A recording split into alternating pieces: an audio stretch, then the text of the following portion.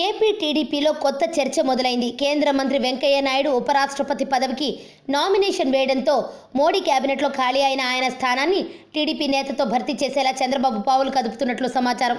టీడీపీలో కేంద్ర మంత్రి పదవి కోసం ఆశావహులు చాలా మంది ఉన్నప్పటికీ వచ్చే ఎన్నికలను దృష్టిలో పెట్టుకుని వివాదాస్పద నేత జేసీ దివాకర్ రెడ్డికి ఇవ్వాలని చంద్రబాబు ప్రయత్నాలు ప్రారంభించినట్లు తెలుస్తోంది.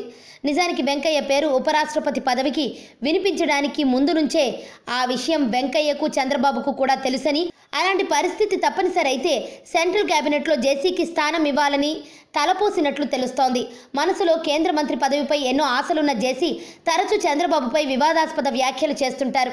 అయినప్పటికీ రాయలసీమలో రెడ్ల ఓట్ల కోసం జేసీపై ఎంతో కొంత ఆధారపడాల్సిన పరిస్థితి.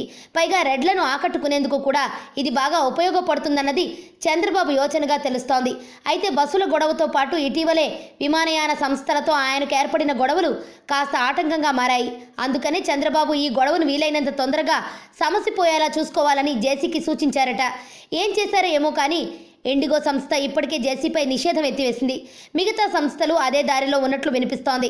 ఇందుకు కేంద్ర విమానయాన శాఖ మంత్రి అశోక్ సాయం కోసం జేసీ ట్రై చేస్తున్నట్లుగా వినిపిస్తోంది.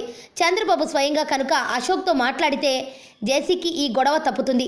ఆ తర్వాత కొద్ది రోజుల పాటు సైలెంట్గా ఉంటూ ఎలాంటి వివాదాలు లేకుండా ఉంటే మోడీని ఒప్పించి ఆయన కేబినెట్లో చేర్చేందుకు చంద్రబాబు పావులు కదుపుతున్నట్లుగా టీడీపీ వర్గాల నుంచే వినిపిస్తోంది.